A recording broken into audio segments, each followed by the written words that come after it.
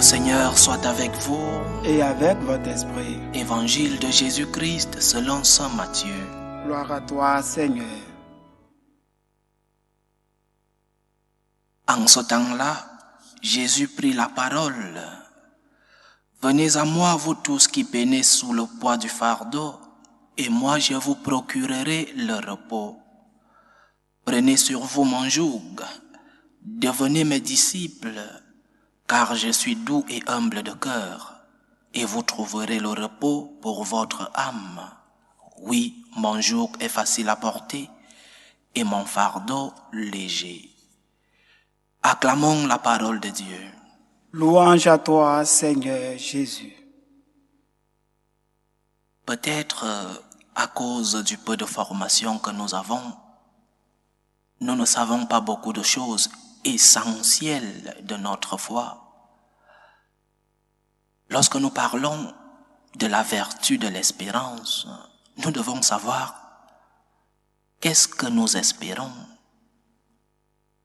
Parce que si quelqu'un espère quelque chose qu'il ne devrait pas espérer, alors lorsque tu ne reçois pas cette chose à laquelle tu espères, la frustration est inévitable. Et avec la frustration, la crise de foi. Alors, que devons-nous espérer? Ou encore, qu'est-ce que Dieu nous a promis? Qu'est-ce que Jésus nous a promis? Parce que nous devons espérer que s'accomplissent les promesses du Seigneur. Mais que t'a-t-il promis? Qu'est-ce que le Seigneur nous a promis?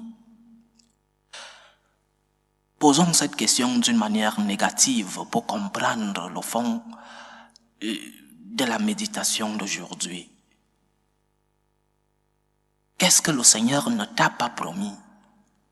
C'est justement là la clé de beaucoup de crises de foi. Qu'est-ce que le Seigneur ne t'a pas promis et que tu espères? Dieu ne t'a pas promis que tu seras éternel sur la terre. Il ne t'a pas promis que tu ne mourrais pas. Il n'a pas promis que tes proches ne mourront pas. Dieu ne t'a pas promis que tu seras toujours jeune. Il ne t'a pas promis que tu seras très riche. Il ne te l'a pas promis. Dieu ne t'a pas promis que tu seras toujours en santé et sans problème. Donc, si tu es malade, si autour de toi, un proche que tu aimais tant décède, ou alors tu constates avec le poids de l'âge ou la maladie que s'approche le jour de ta mort,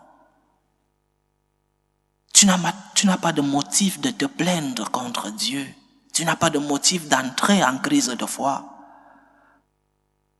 Parce que tu espères quelque chose que le Seigneur ne t'a pas promis. Dieu ne te l'a jamais promis. Dieu ne t'a pas dit, si tu viens avec moi, tu seras toujours jeune, tu seras très riche, tu seras en santé toute ta vie sans problème. Il ne te l'a jamais dit. C'est ce que nous propose le diable. Et nous le voyons dans la littérature, avec par exemple le mythe de Faust. N'espérons pas en quelque chose qui ne nous a pas été promis. Sinon, frustration et crise de foi. Dieu ne t'a pas promis que tu vivras éternellement sur la terre. Oui, il t'a promis la vie éternelle. Mais il ne t'a pas promis cette vie éternelle sur la terre. Alors, une fois que nous comprenons certaines choses que nous espérons, mais qui ne sont pas des promesses de Dieu, alors nous pourrons comprendre et ne pas nous plaindre lorsque certaines situations dans la vie nous arrivent. Maintenant, qu'est-ce que le Seigneur nous a promis? Il nous a promis en essence trois choses. Et ces trois choses s'accomplissent toujours parce que le Seigneur accomplit toujours ses promesses. en quoi consiste notre espérance en Dieu? Qu'est-ce que nous espérons de Dieu et qu'il nous a promis? 3 choses. La première promesse, il y a vie éternelle. Quelle grande promesse! Il y a vie éternelle. Une promesse certifiée par la résurrection du Christ. Il y a vie éternelle. Il te l'a promis. Et il accomplit ses promesses. Il y a vie éternelle pour toi. Il y a vie éternelle pour tes proches qui t'ont précédé. Il y a vie éternelle. Mais cette promesse de la vie éternelle a des conditions. La vie éternelle ne sera pas la même pour tout le monde. Parce que oui, le salut est venu au monde pour tout le monde, mais il y a des personnes qui n'ont pas voulu être sauvées et qui, délibérément, ont choisi de tourner le dos à Dieu, de tourner le dos au salut. Alors, il y a vie éternelle. Mais la vie éternelle ne sera pas la même pour tout le monde. Il y a une vie éternelle avec Dieu au ciel, au paradis, pour ceux-là qui meurent en étant en état de grâce, pour ceux-là qui ont demandé pardon à Dieu pour leurs péchés avant de mourir. Vie éternelle avec le Seigneur au ciel. Mais il y a aussi une vie éternelle, ceux-là qui seront morts dans le péché, ceux-là qui n'ont pas accepté de rencontrer le Seigneur. C'est aussi une vie éternelle, mais avec le diable. Première promesse, il y a vie éternelle. Ne sois pas une personne sans espérance. Lorsque la maladie arrive, ou lorsque sous le poids de l'âge, le moment de ta rencontre avec le Seigneur arrive, ne perds pas cette espérance. Il y a vie éternelle. Et tu dois préparer ta vie éternelle avec le Seigneur. Première promesse, la grande promesse de la vie éternelle.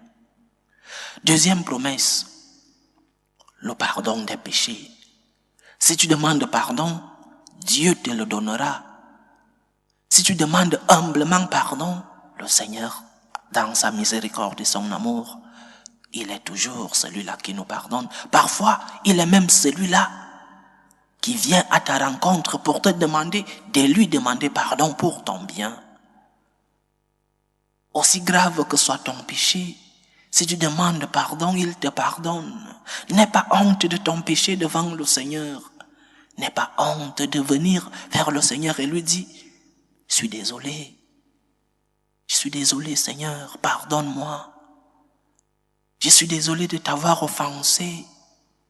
Je suis désolé de t'avoir tourné le dos. Pardonne-moi, Seigneur. Et le Seigneur, lorsque nous avons cette contrition de cœur, il nous pardonne toujours. Deuxième promesse, le pardon des péchés. Demande humblement pardon au Seigneur pour que tu puisses recevoir, ou alors pour que tu puisses retrouver cette amitié, cette communion rompue par ton péché. Demande pardon au Seigneur. Il t'a promis le pardon de tes péchés lorsque tu viendras, parce que c'est une condition, lorsque tu viendras humblement devant lui avec cette contrition de cœur, cette douleur de cœur et avec la volonté de repentance, il te pardonne toujours tes péchés. Première promesse, la vie éternelle. Deuxième promesse, le pardon des péchés. Troisième promesse, c'est ce dont nous parle l'évangile d'aujourd'hui. Venez à moi, vous tous qui peinez sous le poids du fardeau, et moi je vous procurerai le repos. Mais l'évangile a souvent certains détails qui nous échappent. Le Seigneur ne nous dit pas que si nous venons à lui, il va nous décharger de nos problèmes. Il va nous décharger de nos fardeaux. Il va nous enlever tous nos problèmes. Il ne t'a pas promis de t'enlever tous les problèmes. Il ne te l'a jamais promis. Et je reviens sur le manque de formation ou alors le manque de lecture que nous les chrétiens nous avons. Dieu ne t'a jamais promis qu'il t'enlèvera tous tes problèmes. Il t'a promis ceci. Je vous procurerai le repos. Procurer le repos ne signifie pas effacer tous tes problèmes. La croix fait partie de la vie d'un chrétien. Si notre Seigneur a accepté la croix, pourquoi pas nous? La croix fait partie de ta vie. Mais tu dois demander au Seigneur le repos, le repos. Le Seigneur doit être ton Simon de Cyrène qui l'a aidé à porter sa croix. Il l'a aidé. Simon de Cyrène n'a pas dit au Seigneur, je vais porter ta croix jusqu'à la fin. Non. Il lui a donné un souffle, un repos.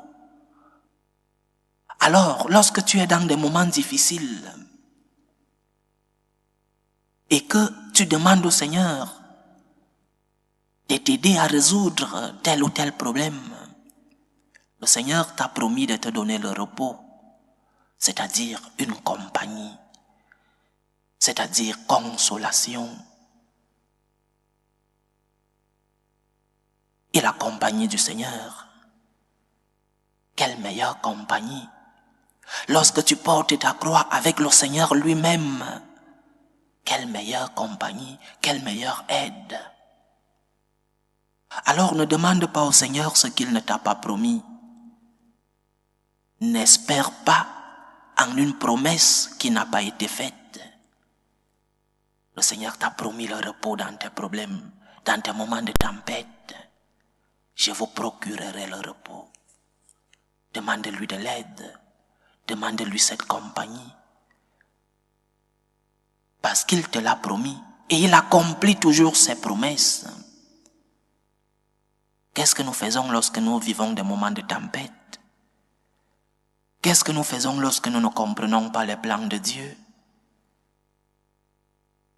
Qu'est-ce que nous faisons lorsque la mort approche, notre mort ou la mort d'un autre? Nous perdons la foi. Nous perdons la foi parce que nous avons espéré en quelque chose qui ne nous a pas été promis. Je vous donnerai le repos de l'aide, de la consolation, de la compagnie.